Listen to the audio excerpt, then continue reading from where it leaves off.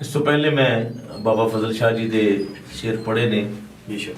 ਤੇ ਉਹ ਬੜਾ ਮੁਸ਼ਕਲ ਟਿਪੀਕਲ ਸਹੀ ਪੰਜਾਬੀ ਜਿਹੜੀ ਅੱਜ ਤੋਂ ਕਈ ਸਾਲ ਪਹਿਲੇ ਸਦੀਆਂ ਪਹਿਲੇ ਜਿਹੜੀ ਬੋਲੀ ਜਾਂਦੀ ਸੀ ਤੇ ਉਹਦੇ 'ਚ ਕਿਤੇ ਪੜ੍ਹਨ ਦੇ ਵਿੱਚ ਕਿਤੇ ਕੋਈ ਕਮੀ ਕੁਤਾਈ ਰਹਿ ਗਈ ਤੇ ਉਹਦੀ ਮੈਂ ਢੇਰ ਸਾਰੀ ਮਾਫੀ ਚਾਹੁੰਦਾ ਵਾਂ।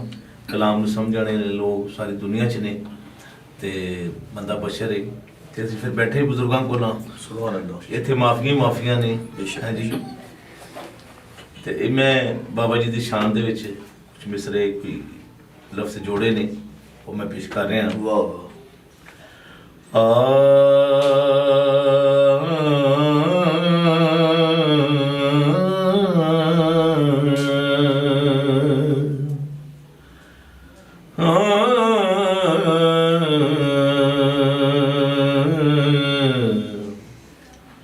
बाबा फजल शाह ने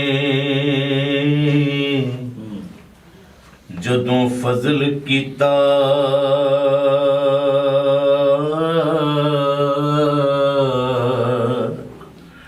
ओदे फजल ताईं सदा खैर होई। मैं ते कुछ नहीं साइयां नजर कीती ढेर फजल होया लहर बैर हुई। फजल जारी अज भी फजल शादा खैर सुबह शाम दोपहर हुई।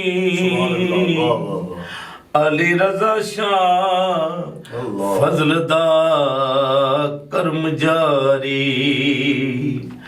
अली रजा शाह फजल दा कर्म जारी। कर्म होया जिया फिर खैर हुई। अली रजा शाह फजल दा फजल जारी। कर्म होया जिया फिर खैर